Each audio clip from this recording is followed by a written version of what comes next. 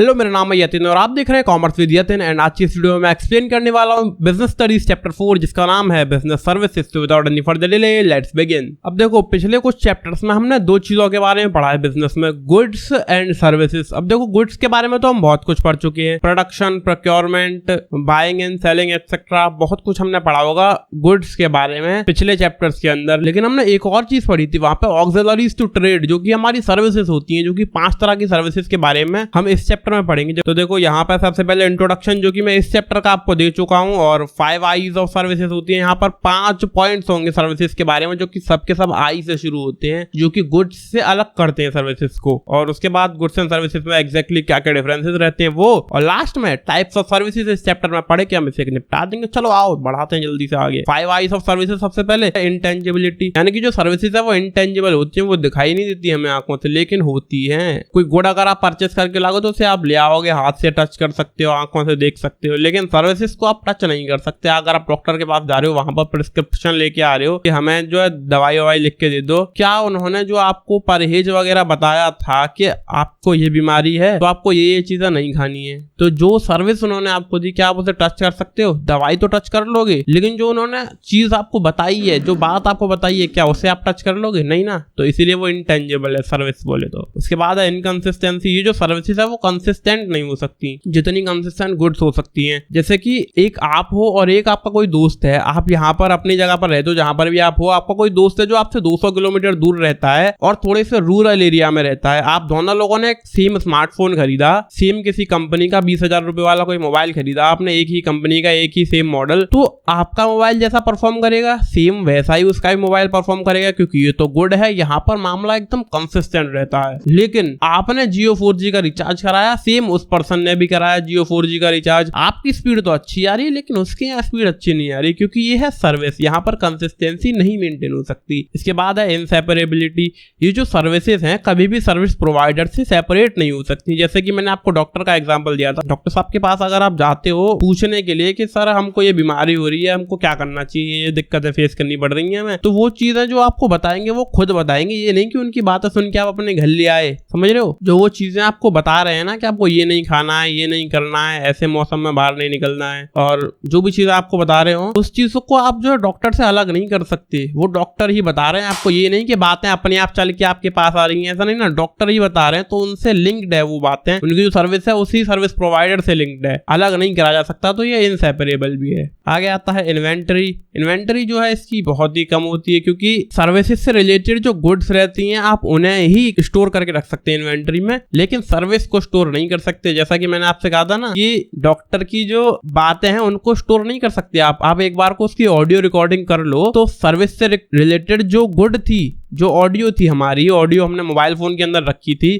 उससे तो हम स्टोर कर सकते हैं, लेकिन उनकी बातों को हम स्टोर नहीं कर सकते बिना किसी गुड के। तो इन्वेंटरी जो काफी कम रहती है इसकी, कुछ हद तक ही इसको स्टोर करा जा सकता है किसी गुड का इस्तेमाल करके, वैसे स्टोर नहीं कर सकते सर्विसेज को। लास्ट में आता है इन्वॉल्वमेंट। अब देखो, इन्वॉल्वमेंट क्या रहता है, मान लो किसी गुड की प्रोडक्शन हो रहा है, मान लो किसी स्मार्टफोन का प्रोडक्शन हो रहा है किसी प्लांट के अंदर, तो आप जो कस्टमर हो, जो आप खरीदने वाले हो उस मोबाइल को, क्या आप उस समय उसको देख रहे हो प्रोडक्शन को? नहीं ना। प्रोडक्शन जो है अलग चल रहा है, वो काम पूरा हो जाएगा तब आपके पास आपका प्रोडक्ट आ जाएगा, ठीक है। ये तो होता है गुड्स के अंदर। लेकिन बात आती है सर्विसेज की, तो अगर डॉक्टर अपने कैबिन में, अपने क्लिनिक पर अकेले ही बैठ के बड़बड़ाता रहे उन चीजों को, जो बातें आपको बतानी थी, तो क्या वो आप तक पहुंच जाएंगी? नहीं पहुंचेंगी ना। आपको वहां पर जाना पड़ेगा डॉक्टर के क्लिनिक पर, आपका भी इन्वॉल्वमेंट होगा उस सर्विसेज के रेंडरिंग के अंदर, तभी वो सर्विसेज आप तक पहुंच पाएंगी। आई होप आप समझ गए होंगे। नहीं समझे हैं तो वीडियो एक बार पीछे कर लो, फिर भी ना समझो तो कमेंट कर दो।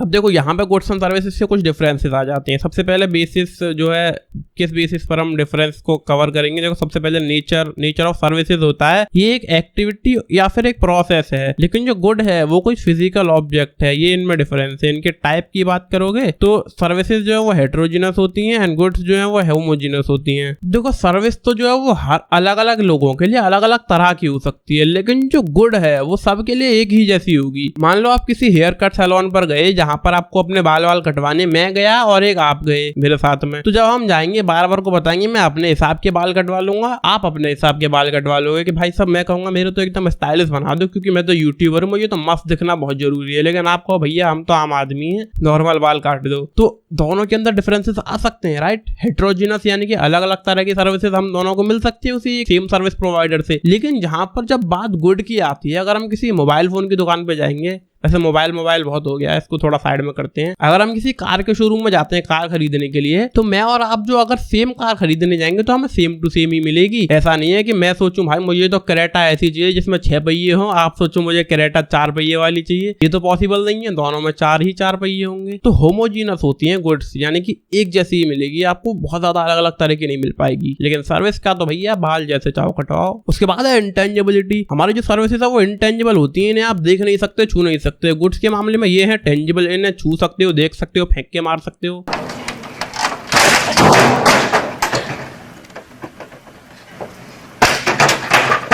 बात इसके बाद है इनकंसिस्टेंसी, जो कि डिफरेंट कस्टमर्स के लिए जो सर्विसेज है वो डिफरेंट तरह की हो सकती हैं। क्योंकि मैंने आपको 4G का एग्जांपल दिया था, यहाँ पर 4G का रिचार्ज हम करा रहे हैं तो बढ़िया से स्पीड आ रही है, कहीं और पे कराएंगे तो बढ़िया स्पीड नहीं आ रही है। तो दोनों जो है अलग अलग हो सकते हैं, लेकिन गुड्स के मामले में मामला एकदम कंसिस्टेंट रहता है।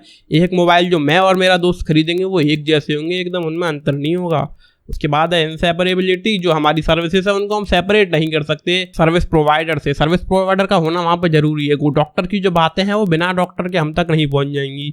लेकिन जो गुड्स के मामले में अगर हम बात करें, शाओमी का जो मोबाइल है वो बिना शाओमी के हम तक पहुंच जाएगा। शाओमी के जो मालिक हैं वो खुद अपने हाथों से हमें देने नहीं आएंगे, वो मोबाइल हमें रिटेलर के थ्रू भी मिल जाएगा। जरूरी नहीं है कि शाओमी के मालिक जी आए खुद मोबाइल का डब्बा लेके हाथ में कि लीजिए सर, इसकी जरूरत नहीं पड़ेगी। तो गुड्स जो है वो सेपरेबल है एंड सर्विसेज इनसेपरेबल है। इसके बाद इन्वेंटरी है। मोबाइल फोन तो आप बहुत सारे बना के रख दो दुकान के अंदर, ये चीज पॉसिबल है, लेकिन सर्विसेज का ऐसा नहीं हो सकता। बहुत सारी बातें बोल के फालतू में कमरे में भर के रख दो, क्या ये पॉसिबल है? नहीं ना। तो ये भी जो है इन्वेंटरी नहीं रखी जा सकती इनकी सर्विसेज की। इसके बाद है इन्वॉल्वमेंट। मोबाइल फोन तो बिना आपके बन जाएगा, फैक्ट्री के अंदर आप नहीं जाओगे मोबाइल देखने तब भी बन जाएगा, लेकिन डॉक्टर की जो बातें हैं वो आप तक नहीं पहुंच पाएंगे जब तक आप वहां नहीं जाएंगे या फिर आप उन्हें फोन वोन नहीं करोगे। आपका इन्वॉल्वमेंट जरूर रहेगा सर्विसेज की रेंडरिंग के अंदर। इसके बाद टाइप्स ऑफ सर्विसेज है 3 तरह की, business services, social services, personal services. Business services होती है पैसे के लिए, सोशल सर्विसेज होती है सोशल वेलफेयर के लिए, पर्सनल सर्विसेज होती है अपने पर्सनल सेटिस्फेक्शन के लिए। इस चैप्टर में हम सिर्फ बिजनेस सर्विसेज के बारे में बात करेंगे, क्योंकि इस चैप्टर का नाम ही है बिजनेस सर्विसेज, इस सब्जेक्ट का नाम ही है बिजनेस स्टडीज,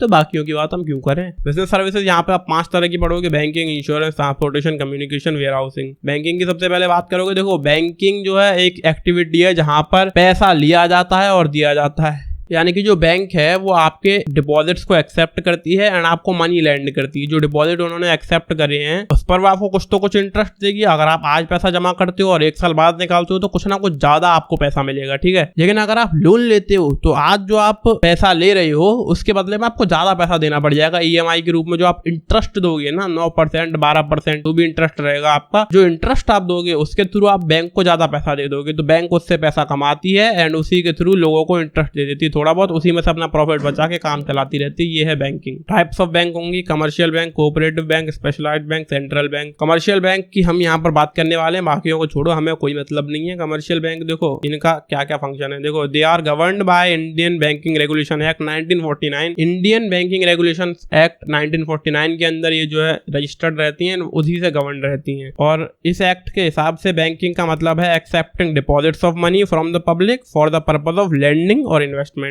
यानी कि पब्लिक से पैसा लेना, डिपॉजिट्स लेना, जिससे कि उससे लैंडिंग करी जा सके, लोगों को लोन दिया जा सके या फिर अलग अलग फील्ड्स में इन्वेस्टमेंट करी जा सके। और these are of 2 types, private and public sector banks, जैसे कि SBI और PNB तो हैं आपकी ये पब्लिक सेक्टर की, और HDFC और ICICI हैं आपकी प्राइवेट सेक्टर की। आगे आओगे कमर्शियल बैंक के कुछ फंक्शंस की बात करेंगे, तो एक्सेप्टिंग डिपॉजिट्स, यानी कि ये अपने पास डिपॉजिट्स को एक्सेप्ट करते हैं। आप पैसा जमा करने जाओगे तो जमा कर लेंगे, मना नहीं करेंगे। इसके बाद लैंडिंग ऑफ फंड्स, आप इससे लोन लेने जाओगे तो आपको लोन भी दे देंगे, मना नहीं करेंगे।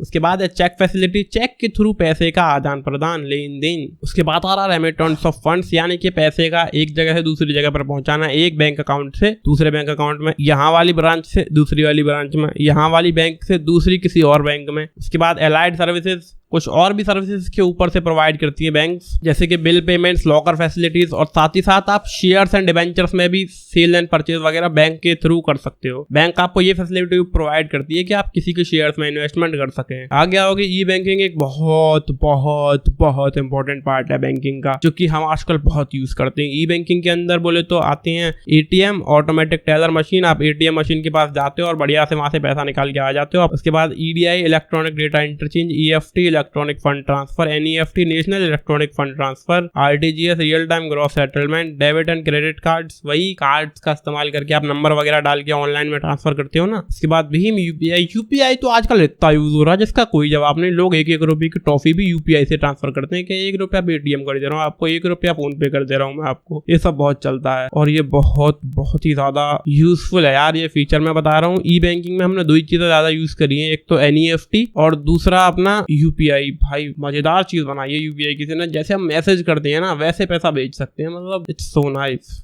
उसके बाद इसके कुछ बेनिफिट्स फॉर द कस्टमर्स को इसके क्या क्या फायदे होते हैं। देखो, डिजिटल पेमेंट हो जाते हैं, प्रमोट ट्रांसपेरेंसी, फाइनेंशियल स्टेटमेंट्स, यानी कि जो स्टेटमेंट है फाइनेंशियल स्टेटमेंट वो आपको क्लियर कट टू कट एकदम बढ़िया से आपको स्टेटमेंट मिलेगा आपका कि भाई साहब ये आपने ट्रांजेक्शन करे थे इस दिन को इतने बजे इतने बज के इतनी मिनट और इतनी सेकंड पे आपने ये ट्रांजेक्शन करा था। इतनी क्लियर डिटेल आपको मिलती है जब आप ई बैंकिंग करते हैं, बोले तो इलेक्ट्रॉनिक ट्रांजेक्शन जब आप करते हो तो। उसके बाद 24 घंटे 365 दिन आपको ये सर्विसेज प्रोवाइड करता है। आप रात के कितने भी बजे यहाँ पर ट्रांसफर कर सकते हैं पैसा। आप बैंक में जाओगे तो हो सकता है बैंक में वो चीज ना हो पाए रात को 12-1 बजे, क्योंकि बैंक तो बंद हो जाती है ना 4-5 बजे की शाम को, लेकिन ऑनलाइन ट्रांजेक्शन हर समय आपके हो सकते हैं 24/7 365। उसके बाद है provide 24 hours 365 days services a year. और कस्टमर्स जो है वो कुछ परमिटेड ट्रांजैक्शंस कर सकते हैं फ्रॉम होम, ऑफिस और while travelling from mobile phone, यानी कि कुछ ट्रांजैक्शंस आप मोबाइल फोन के थ्रू भी कर सकते हैं। यूपीआई से बहुत सारे ट्रांजैक्शन हो जाते हैं ना, जैसे कि आप बिल पेमेंट्स कर सकते हैं, मोबाइल फोन का रिचार्ज कर सकते हैं, किसी को पैसा भेज सकते हैं, एंड इस तरह की और छोटी मोटी चीजें आप कर सकते हो। बहुत भारी भारी चीजें नहीं कर सकते, जैसे कि आप कार खरीद लो यूपीआई का इस्तेमाल करके, समझ रहे हो, उसके लिए आपको शोरूम जाना पड़ेगा, फिर थोड़ा बड़ा प्रोसेस रहता है वहां पर पेमेंट्स के लिए। ये नहीं होगा कि एक बार में यूपीआई से पैसा भेजा और काम हो गया, ये नहीं होता है। पर यहाँ पर एक सेंस ऑफ फाइनेंशियल डिसिप्लिन आता है by recording each and every transaction. हर एक ट्रांजैक्शन आपका अच्छे से रिकॉर्ड होता है। यहाँ पर आपका 1-1 रुपए का ट्रांजैक्शन भी ये बताएगा कि आपने कितने बजे, कितने मिनट, कितने सेकंड पर ये ट्रांजैक्शन करा था, सब कुछ क्लियरली आपके सामने दिखेगा। तो एक फाइनेंशियल डिसिप्लिन भी आता है इससे कि हाँ यहाँ पे पैसा खर्च हो रहा है। उसके बाद यहाँ पे बहुत ही ज्यादा ग्रेटर कस्टमर सेटिस्फेक्शन होता है, offering unlimited access to bank, यानी कि हम बैंक का एकदम अनलिमिटेड एक्सेस कर सकते हैं। जरूरी नहीं है कि हमें उस बैंक की ब्रांच के अंदर जाना पड़ेगा उसको एक्सेस करने के लिए, वहां पर पैसा निकालने के लिए या फिर डालने के लिए। हम ऑनलाइन एकदम बढ़िया से कर सकते हैं, बैंक में जाने की जरूरत नहीं है और कैश लेके घूमने की जरूरत नहीं है, एकदम बढ़िया से रिस्क फ्री मामला रहता है। तो ई बैंकिंग एक वरदान है। इसके बाद बेनिफिट्स फॉर दी बैंक, यानी कि ई बैंकिंग के बैंक को आखिर क्या फायदे हैं। कस्टमर्स को तो बहुत फायदा है, ठीक है, समझ में आता है, लेकिन बैंक को भी तो कुछ फायदा होना चाहिए ना, तो हाँ वो भी है। It provides competitive advantage to bank. अब देखो, कंपटीशन बहुत है बैंकिंग की इंडस्ट्री में भी। अगर किसी बैंक को आगे बढ़ना होता था पहले, अगर हमने अपनी बैंक ग्रो करनी है तो हमें उन्हें ज्यादा से ज्यादा ब्रांचेस खड़ी करनी पड़ेंगी। अलग अलग सिटीज में, अलग अलग स्टेट्स में अपनी जो ब्रांचेस हैं उनको बनाना पड़ेगा, मतलब बहुत सारा बिल्डिंग चार्जेस, लोगों की सैलरीज एंड बहुत खर्चा आएगा। लेकिन ई बैंकिंग के मामले में इन्हें बस करना क्या पड़ता है, अपने सर्वर को थोड़ा सा बढ़ाना पड़ता है, यानी कि जो इनका सर्वर है ओवरऑल ऑनलाइन उसको थोड़ा सा और बड़ा करना पड़ेगा, जिसमें पैसा खर्च होगा ऑब्वियसली होगा, लेकिन उतना नहीं होगा जितनी एक नई ब्रांच खोलने में हो जाएगा। तो बहुत ही कम पैसे में बहुत ही ज्यादा एक्सपेंड कर सकते हैं अपने बिजनेस को ई बैंकिंग की वजह से। तो कॉम्पिटिटिव एडवांटेज भी होता है कि अगर तुम्हें कॉम्पिटिशन में आगे निकलना है तो धड़ा ऑनलाइन में आगे बढ़ाओ अपने आप को। ये सब ब्रांच खोलने की जरूरत नहीं है ज्यादा। अगला पॉइंट भी सिमिलर है, unlimited network to the bank and is not limited to the number of branches, यानी कि कस्टमर्स को ये देखने की जरूरत नहीं है कि यार ब्रांच है क्या नहीं हमारे सिटी में, उन्हें बस ये देखने की जरूरत है हमारे पास एक कंप्यूटर या फिर मोबाइल फोन है और उसमें इंटरनेट है, हम बैंकिंग सर्विसेज का यूज कर सकते हैं। तो बैंक को जो ज्यादा ब्रांचेस नहीं बनानी पड़ती, बहुत कम खर्चा करना पड़ता है। और जो लोड ऑन बैंक्स है वो भी काफी ज्यादा रिड्यूस हो जाता है by establishing centralised database and by taking over some of the accounting functions, यानी कि जो अकाउंटिंग फंक्शंस भी रहते हैं होते हैं वो भी ऑनलाइन ही बढ़िया से हो जाते हैं। तो बैंक्स के ऊपर बहुत कम लोड होता है क्योंकि इतना सारा काम तो ऑटोमेटेड चीजों से हो रहा है। ऑनलाइन जो भी सिस्टम हमने ऑटोमेट कर रखा है बैंक वालों ने, कस्टमर्स आराम से उसका इस्तेमाल कर रहे हैं, पैसा ट्रांसफर कर रहे हैं, बिल वगैरह के पेमेंट्स कर रहे हैं, शेयर्स एंड डिबेंचर्स खरीद रहे हैं, लोन ले रहे हैं ऑनलाइन ही। मतलब बैंक में आके किसी एक फिजिकल पर्सन से ज्यादा काम नहीं करवा रहे हैं, तो बैंक के ऊपर से बहुत कम लोड हो जाता है। बस यही कुछ फायदे हैं। अगला पॉइंट है insurance. Insurance is a device by which the loss likely to be caused by an uncertain event is spread over a number of person who are exposed to it and who prepare to insure themselves against such events. यानी कि इसके अंदर ये होता है कि हमारी किसी चीज पर अगर रिस्क है तो उसे हम कम कर सकते हैं। जैसे कि हमने कोई कार खरीदी और वो एक्सीडेंट में अगर टूट फूट जाए, उसका कबाड़ा हो जाए, तो जो 8-10 लाख रुपए हमने कार के ऊपर खर्च करे थे वो बेकार ना हो जाए, इसलिए हम उसका इंश्योरेंस करा लेते हैं और कुछ प्रीमियम भरते रहते हैं हमारी इंश्योरेंस कंपनी को कि हम इतना इतना पैसा आपको देंगे और कभी इन फ्यूचर इस समय के अंदर, मतलब एक लिमिट रहती है कि यहाँ तक आपका इंश्योरेंस है इतने साल के लिए, अगर तब तक कोई दिक्कत आती है तो हम सारा पैसा भरेंगे। जो इंश्योरेंस कंपनी है वो कहती है हम सारा पैसा या फिर कुछ परसेंटेज जो भी उन्होंने कॉन्ट्रैक्ट वगैरह बनाया होगा उसके हिसाब से, मतलब हमें थोड़ा पैसा हर महीने या फिर हर 6 महीने उनके पास जमा करना होता है एंड उसके बाद वो जिम्मेदारी ले लेते हैं कि आपका सामान अगर खराब होता है तो उसकी इतने % जिम्मेदारी हमारी है। उसके बाद fundamental principle of insurance. Fundamental principle of insurance बस वही है जो मैंने आपको अभी बताया कि एक बिजनेस कंसर्न या फिर एक पर्सन, एक इंडिविजुअल पर्सन हर महीने या फिर हर 6 महीने बोले तो किसी एक स्पेसिफिक टाइम पीरियड के बाद एक छोटा अमाउंट ऑफ मनी, छोटा या फिर बड़ा भी हो सकता है, वो कुछ amount of money insurance company को देता है जिससे कि वो उसके उस सामान को इंश्योर कर सके। इसके बाद कुछ फंक्शंस ऑफ इंश्योरेंस है। Provide certainty. हमें सर्टेनिटी मिल जाती है, अगर हम कार वार लेके जा रहे हैं तो हमें डर नहीं रहेगा कि यार अगर एक्सीडेंट हो गया हमें तो कुछ नहीं होगा, हम तो बढ़िया गाड़ी में बैठे, महंगी गाड़ी में जिसमें कि सेफ्टी वगैरह भरपूर है एकदम, तो हमें तो कुछ नहीं होगा। लेकिन अगर हमारी कार को कुछ हो गया, कुछ टूट टाट हो गई, तो हम क्या करेंगे यार, 10-20-50 हजार रुपये खर्चा यूं ही आ जाएगा। लेकिन अगर 50 हजार का खर्चा आना होगा तो हम इंश्योरेंस कंपनी के पास जाएंगे, भाई साहब ये दिक्कत आ गई, इतना पैसा है, ये बिल है, इसका पैसा दो, तो इंश्योरेंस कंपनी पैसा दे देगी। एक सर्टेनिटी आ जाती है कि हाँ यार चलो कोई दिक्कत नहीं है, इंश्योरेंस में क्लेम हो जाएगा। उसके बाद प्रोटेक्शन। हमारे सामान के ऊपर एकदम बढ़िया से प्रोटेक्शन की लेयर लग जाती है कि अगर गाड़ी ठुक गई तो इंश्योरेंस वाले देखेंगे, अगर घर में आग लग गई तो इंश्योरेंस वाले देखेंगे, अगर हमारा सामान चोरी हो गया तो इंश्योरेंस वाले देखेंगे। उसके बाद रिस्क टेकिंग। हम रिस्क आराम से ले सकते हैं क्योंकि रिस्क है तो रिस्क है।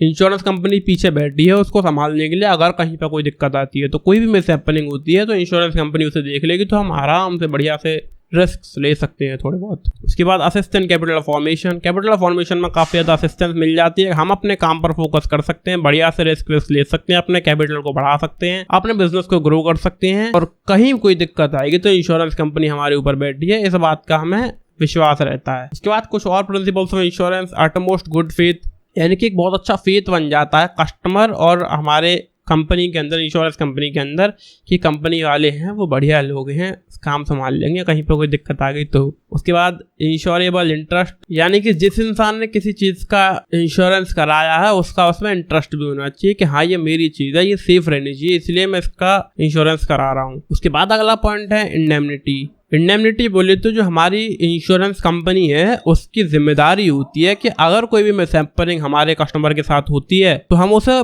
पुरानी वाली जिस पोजीशन में वो था सेम टू सेम उस पोजीशन में लाकर देंगे। उसकी कोई चीज खराब हो गई तो हम उसे सही करवाएंगे, यानी कि उसके लिए पैसा देंगे, और जैसी वो चीज पहले थी सेम टू सेम वैसे ही उसे करके देंगे। यह है प्रिंसिपल ऑफ इंडेमनिटी। उसके बाद है प्रॉक्सिमेट कॉज, यानी कि जो हमारी इंश्योरेंस कंपनी है वो एक प्रॉक्सिमेट कॉज के ऊपर ही अपना पैसा वैसा देगी। उसके बाद है सबरोगेशन। अब यहाँ पे क्या होता है, मान लो आपने किसी कार का इंश्योरेंस करा के रखा था और वो कार खो गई, ठीक है, तो जो इंश्योरेंस कंपनी है वो आपको पैसा तो दे देगी कि हाँ हमने इंश्योरेंस, आपने जो इंश्योरेंस करा के रखा था, हमने करके रखा था इसका इंश्योरेंस और ये गाड़ी खो गई, तो हम आपको इतना पैसा दे रहे हैं। जो भी उनके कॉन्ट्रैक्ट में लिखा हुआ होगा कि गाड़ी खो जाती तो आप 90% दोगे हमें, तो वो 90% पैसा दे तो देंगे उनको, ठीक है, दे दिया, हमारा कस्टमर खुश, इंश्योरेंस कंपनी भी खुश कि ठीक है हमने अपनी सर्विस दे दी बढ़िया से, हमने जो है पैसा दे दिया कस्टमर को। लेकिन बाद में अगर ऐसा हो कि वो जो खोई हुई कार है वो मिल जाए तो उसके ऊपर जो हक है वो हमारी इंश्योरेंस कंपनी का होगा। ये नहीं हुआ कि इंश्योरेंस कंपनी से हमने पैसा भी ले लिया खोई हुई चीज का और खोई हुई चीज जो मिली वो भी हमारी होगी। नहीं, जो खोई हुई चीज मिली है वो इंश्योरेंस कंपनी की होगी। फिर ये होता है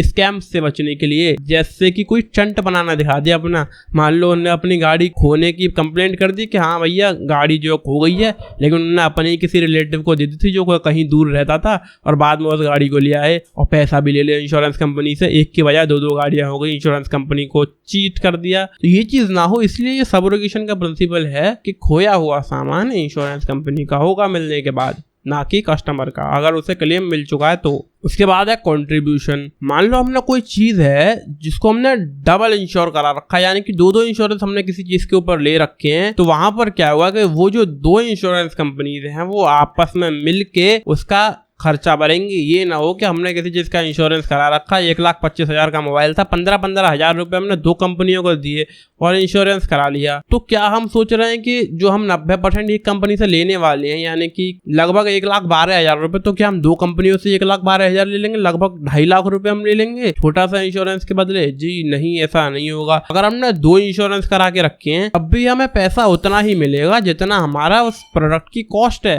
जो हमें 90% मिल रहा है ना, वो 45 वो दो कंपनियां मिलके देंगी हमें 45%। यानी कि जो हमें 1,12,000 मिल रहे हैं उसका आधा ही दोनों कंपनियां देंगी, 56,000। हम ये ना सोचें कि हम दोनों कंपनियों से मान लेंगे 1,12,000 और 1,12,000, ये नहीं होता है। और लास्ट पॉइंट है यहाँ पे मिटिगेशन। अब इसमें ऐसा है कि हमारा जो इंश्योर्ड है, यानी कि जो कस्टमर है जिसने इंश्योरेंस लिया है किसी चीज पर, वो केयरलेस नहीं होना चाहिए। ऐसा नहीं है कि दुकान में आग लग गई तो लगन दो, उसको कोशिश करनी चाहिए अच्छा लग गई इसे बुझाओ, कुछ चीजों को रिकवर करो, जिम्मेदारी लो उस चीज की कि यह हमारा सामान है, इसे हम सही से रखें। ये नहीं कि आग लगन दें, इंश्योरेंस तो है ही नहीं। ये भी प्रिंसिपल है मिटिगेशन प्रिंसिपल, जहां पर हमें अपनी चीज का ध्यान खुद रखना पड़ता है। वो कहते हैं ना, खुदा भी उसी की मदद करता है जो अपनी खुद की मदद करता है। तो इंश्योरेंस कंपनी जो यहाँ पर खुदा है वो भी उसी की मदद करेगा जो अपनी मदद खुद पहले करेगा। मतलब आग लग रही थी तो हमने बुझाने की कोशिश करी, जो चीजें खराब हो गई थी हमने उन्हें रिकवर करने की कोशिश करी, लेकिन फिर भी काट पीट के इतना पैसा बन रहा है, ये इंश्योरेंस कंपनी वालों को देना पड़ेगा।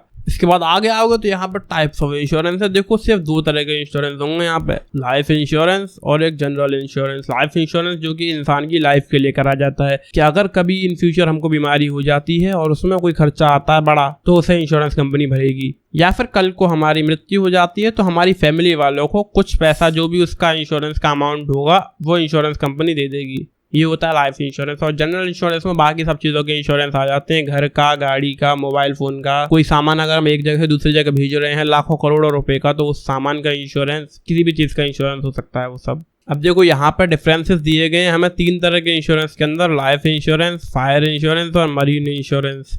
लाइफ इंश्योरेंस अभी मैंने आपको बताया, फायर इंश्योरेंस बोले तो आग लगने से कोई दिक्कत, मरीन इंश्योरेंस बोले तो पानी आ जाने से कोई दिक्कत। अब देखो सब्जेक्ट मैटर, जो लाइफ इंश्योरेंस है वो किसी ह्यूमन की लाइफ के लिए होता है, फायर इंश्योरेंस है वो किसी फिजिकल प्रॉपर्टी या फिर एसेट के लिए होता है, जो मरीन इंश्योरेंस है वो किसी शिप, कार्गो या फिर फ्लाइट के लिए होता है। अब एलिमेंट की बात करोगे, यानी कि जो हमारा लाइफ इंश्योरेंस है वो प्रोटेक्शन भी प्रोवाइड करता है और इन्वेस्टमेंट भी प्रोवाइड करता है, या फिर वो दोनों भी प्रोवाइड कर सकता है, साथ में प्रोटेक्शन भी और इन्वेस्टमेंट भी।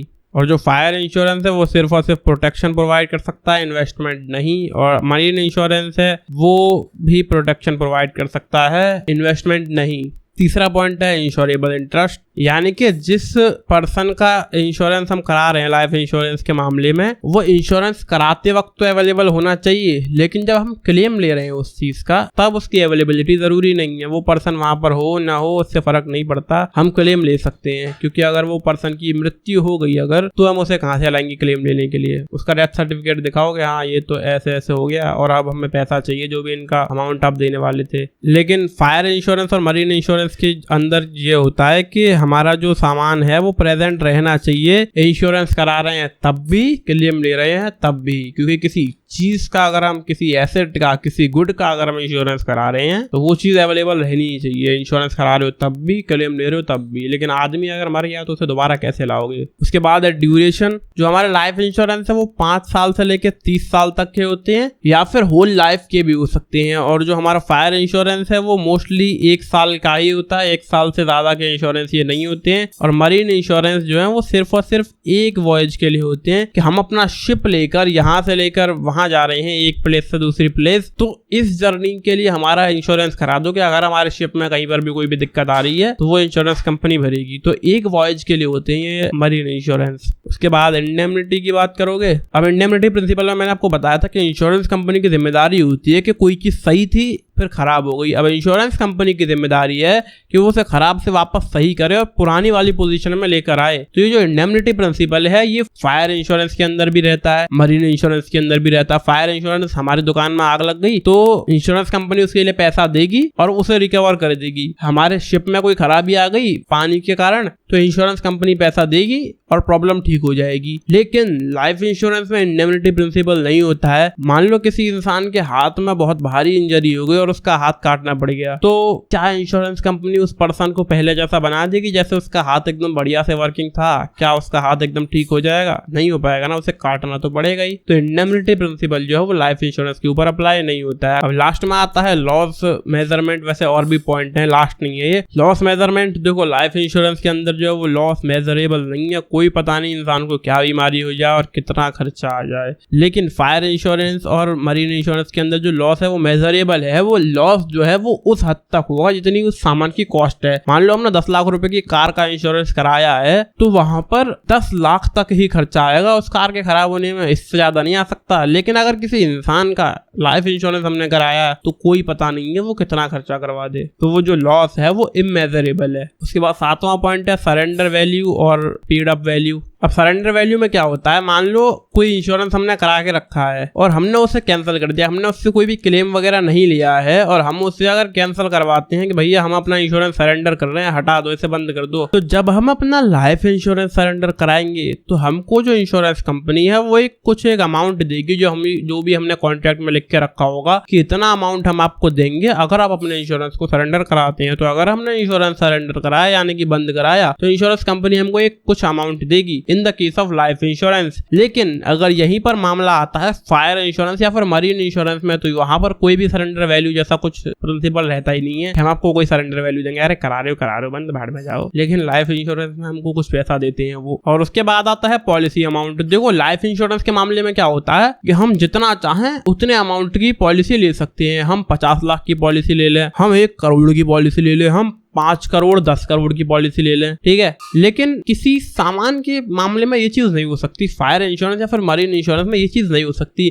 मान लो हमने किसी चीज का इंश्योरेंस कराया जो जैसे कि कोई बिल्डिंग थी 1 करोड़ रुपए की, तो हम वहां पर इंश्योरेंस जो है 1 करोड़ रुपए तक का ही ले सकते हैं। ये नहीं है कि 1 करोड़ की बिल्डिंग थी हम 10 करोड़ की इंश्योरेंस पॉलिसी ले रहे हैं, ये चीज पॉसिबल नहीं है। लेकिन इंसान के लिए हम जितना चाहे उतना पैसा लगा सकते हैं क्योंकि आखिर लाइफ है भाई, ह्यूमन लाइफ इनवैल्यूएबल होती है। हम जितना चाहें उतने पैसों की हम पॉलिसी लें। और देखो लास्ट पॉइंट है जहाँ पे कंटिजेंसी ऑफ रिस्क। अब आखिर ये क्या है, अब देखो हमने किसी चीज का इंश्योरेंस कराया, एक तरफ किसी गुड का और दूसरी तरफ कराया हमने किसी पर्सन का लाइफ इंश्योरेंस, ठीक है। तो जिस सामान का हमने इंश्योरेंस कराया था अगर वो चीज कभी खराब ही नहीं हुई तो हम कभी क्लेम ले ही नहीं पाएंगे। हमने जो भी पैसा उनको दिया था इंश्योरेंस कंपनी वालों को प्रीमियम के रूप में हर महीने हर 6 महीने जो भी हम पैसा कंपनी वालों को दे रहे थे वो तो सब बेकार चला जाएगा क्योंकि हमने उनसे क्लेम लिया ही नहीं, हमारा सामान कभी खराब ही नहीं हुआ, तो यहाँ पर तो पैसा गया। लेकिन लाइफ इंश्योरेंस के मामले में क्या होता है, हम हर महीने हर 6 महीने जब भी हम प्रीमियम देते हैं हम प्रीमियम देते जा रहे हैं। तो ऐसे में एक टाइम ऐसा आएगा जब हमें क्लेम ले ही लेंगे हम कंपनी वालों से। एक टाइम जरूर आएगा कि जिस इंसान का हमने इंश्योरेंस कराया है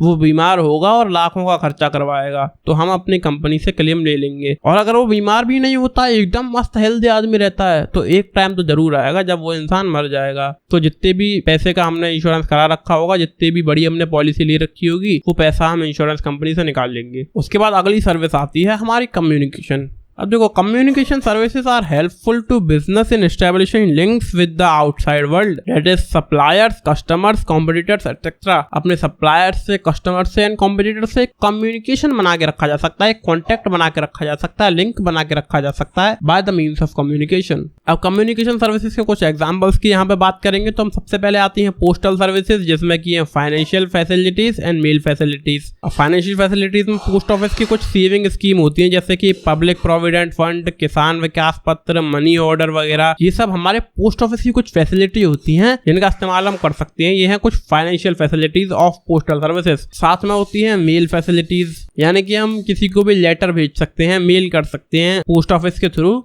उसके बाद आगे आती हैं कुछ टेलीकॉम सर्विसेज। पहले पोस्टल सर्विसेज होगी, अब है टेलीकॉम सर्विसेज, जैसे कि सेलुलर मोबाइल सर्विसेज। आप किसी को फोन कॉल कर सकते हैं अपने मोबाइल फोन से एंड उससे बातचीत कर सकते हैं, ये कम्युनिकेशन हो जाएगा आपका। ये आता है टेलीकॉम फैसिलिटीज के अंदर। साथ ही साथ फिक्स लाइन सर्विसेज, आप अपने जो लैंडलाइन नंबर्स होते हैं, लैंडलाइन मोबाइल, खैर मोबाइल तो उसे नहीं कह सकते, लैंडलाइन फोन कहते हैं उसे, तो उससे हम यहाँ पर कॉल वॉल कर सकते हैं, फोन पर बात हो सकती है बढ़िया। उसके बाद है केबल सर्विसेज। आपकी जो टीवी चलती है वो केबल से चलती है, आपका जो इंटरनेट चलता है ब्रॉडबैंड कनेक्शन वो भी केबल के थ्रू चलता है, तो ये भी टेलीकॉम सर्विसेज के अंदर ही आ रहा है। इसके बाद है VSAT, very small aperture terminal services. ये एक टेक्नोलॉजी है जो कि सैटेलाइट से चलती है, हम सैटेलाइट के थ्रू कम्युनिकेशन कर सकते हैं हम using the technology VSAT, very small aperture terminal services. उसके बाद है डीटीएच सर्विसेज। आप जो टीवी यूज कर रहे हैं, आपका डीटीएच सेट टॉप बॉक्स। उसके बाद अगली सर्विस आती है आपकी ट्रांसपोर्टेशन सर्विसेज। अब देखो ट्रांसपोर्टेशन से आप सिंपली समझ गए होंगे, किसी चीज का एक जगह से दूसरी जगह पर जाना। उसके बाद है वेयर हाउसिंग। वेयर हाउसिंग यानी कि स्टोरेज,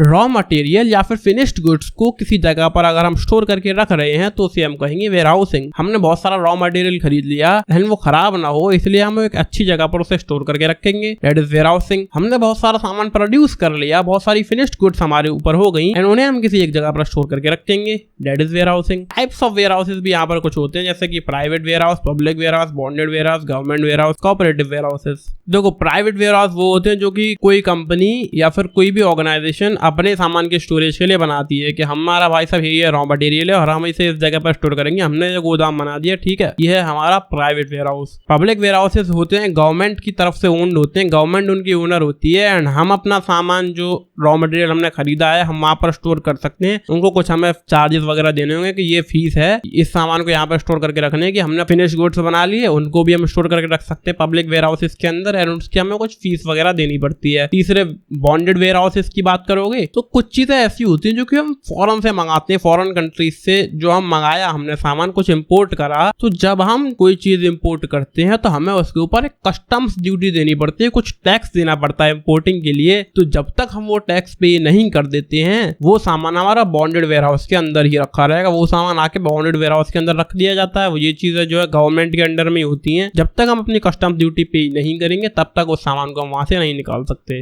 गवर्नमेंट वेयर हाउस ये भी जो है कंप्लीटली गवर्नमेंट के ही ओन्ड होते हैं, गवर्नमेंट के अंडर में होते हैं, गवर्नमेंट का ही सामान वगैरह इनके अंदर रखा जाता है, गवर्नमेंट ही इन्हें यूज करती है, उन्हीं के अंडर में ये रहते हैं। और कोऑपरेटिव वेयर हाउसेस तो आप नाम से ही समझ गए होंगे, कोऑपरेटिव सोसाइटीज के बारे में हमने बहुत पढ़ा है पिछले चैप्टर्स के अंदर। मतलब कुछ लोग होते हैं, कुछ प्रोड्यूसर्स मिलके एक वेयर हाउस बनाते हैं कि हाँ भैया हम इसमें इतना इतना पैसा डाल रहे हैं और ये वेयर हाउस बन गया, हम अपना अपना सब सामान इसमें स्टोर कर लेंगे। और बाकी कोऑपरेटिव सोसाइटी के बारे में आपको और ज्यादा जानना है ना तो आप पिछला चैप्टर को जाके देख लेना, जो कि अपना चैप्टर 2 था ना, उसके अंदर जाके देखना, आप बढ़िया से आप समझ जाओगे कोऑपरेटिव सोसाइटी क्या होती है। बाकी कोऑपरेटिव वेयर हाउस वही सिंपल सा काम है यार, कुछ लोग आओ मिलो और अपना अपना सामान स्टोर करो, अपना अपना पैसा डाल के उसको बनाया होगा उन्होंने मिलजुल के कोई काम करना है बोले तो कोऑपरेटिव। उसके बाद कुछ है यहाँ पर फंक्शंस ऑफ वेयर हाउसिंग। यहाँ पर है कंसोलिडेशन, यानी कि 2-3 जगह से सामान हमारे पास आया और एक ही जगह पर स्टोर हो गया और उसे एक जगह पर दूसरी जगह पर हमने पहुंचा दिया, यानी कि 3 जगहों से मान लो सामान आया, ठीक है, आगे एक वेयर हाउस में स्टोर हो गया और वो एक ही जगह चला गया, ये है कंसोलिडेशन। उसके बाद ब्रेक द बल्क, यानी कि एक जगह से सामान आया, एक ही वेयर हाउस में स्टोर हुआ और 3 जगहों पर चला गया, that is break the bulk. तीसरा है स्टॉक पाइलिंग। यहाँ पर वही हमारा जो फिनिश्ड गुड्स हैं, हमने सामान बना के रखा, बहुत सारी गुड्स हमारे पास बन के रख गई, अब जगह नहीं है हमें रखने के लिए, तो एक वेयर हाउस के अंदर हम उन्हें स्टोर करके रख देंगे, जब जब उनकी जरूरत पड़ेगी तब तब उन्हें निकाल के बेचते रहेंगे, दैट्स इट। आगे है वैल्यू एडेड सर्विसेज। अब जब सामान जो है हमारे प्रोड्यूसर से जब आता है वेयर हाउस के अंदर तो उसके ऊपर भी कुछ और चीजें करी जाती हैं, जैसे कि प्रोड्यूसर ने तो भेज दिया, सामान बना के भेज दिया, लेकिन उसकी थोड़ी बहुत पैकेजिंग वगैरह, उसके ऊपर से पन्नी वगैरह लगाना, ये सब काम जो है वेयर हाउसिंग के अंदर भी होते हैं। तो वैल्यू एडेड सर्विसेज यानी कि उसके ऊपर पन्नी वगैरह चढ़ाना, नाम वाम लिखना, वो भी होता है वेयर हाउस के अंदर ही। उसके बाद है प्राइस स्टेबलाइजेशन, यानी कि वेयर हाउसिंग की मदद से वो जो प्राइसेस होते हैं चीजों के वो कभी भी बहुत ज्यादा नहीं भागते, क्योंकि उनकी जो सप्लाई है वो एक एडिक्वेट अमाउंट में हमेशा रहती है। मतलब कंपनी ने सामान प्रोड्यूस करके वेयर हाउस के अंदर रख लिया और जब भी उसकी जरूरत होगी वो निकाल के उसे बेच देंगे, कभी भी उसकी कमी नहीं होगी कि यार हमने तो गुड्स प्रोड्यूस करे ही नहीं क्योंकि रखने को जगह तो थी नहीं, जब रखने को जगह नहीं तो गुड्स प्रोड्यूस करे नहीं और सप्लाई है नहीं, अब डिमांड आ रही बहुत सारी कि हमें ये सामान चाहिए, इतना इतना चाहिए, पर हम पे तो है ही नहीं क्योंकि हमने बनाया नहीं। बनाया क्यों नहीं? क्योंकि जगह नहीं थी। लेकिन जब जगह होगी रखने के लिए तो सामान बनाएंगे, वेयर हाउस में रखेंगे गोदाम में, और जब जरूरत होगी जब बेच देंगे। तो प्राइस का स्टेबलाइजेशन भी हो सकता है, क्योंकि जब डिमांड बहुत ज्यादा होती है और सप्लाई बहुत कम होती है किसी चीज की तो उसका प्राइस बहुत बढ़ जाता है। ये चीज हमने इकोनॉमिक्स में पढ़ी है। एक और चीज है यहाँ पर फाइनेंसिंग। और फाइनेंसिंग के अंदर जो है वेयर हाउसेस जो है वो दो चीजें करते हैं। पहला तो जो सामान प्रोड्यूसर से आ रहा है उनके पास, उसकी वो एक सिक्योरिटी डिपॉजिट कर देते हैं प्रोड्यूसर को कि ये सामान तुमने हमारे पास रखा है, इतने लाख रुपए का सामान है तो इतने लाख रुपए हम तुम्हें दे रहे हैं, जब तक ये सामान हमारे पास है ये लो तुम सिक्योरिटी डिपॉजिट, जिससे हम इसे लेके ना भाग जाएं। जब भी तुम्हारे कस्टमर्स तक पहुंच जाएगा तो वो जो 1 लाख रुपए वो तुम हमें वापस कर देना। और दूसरी चीज, ये जो सामान है कस्टमर्स को क्रेडिट पे भी दे देते हैं कि अच्छा प्रोड्यूसर से सामान आ गया, अब किसी कंज्यूमर को चाहिए वो सामान तो लो तुम क्रेडिट पे ले लो, पैसा आराम से बाद में दे देना, और जब तक के लिए हम तुम्हारे प्रोड्यूसर को पे कर दे रहे हैं। ये कुछ फाइनेंसिंग की सर्विसेज भी हैं। इसी के साथ आपकी पांचों services, banking, insurance, communication, transportation and warehousing खत्म हो जाती हैं। That's it. Thank you so much for watching. Like, share, comment, subscribe and bye bye.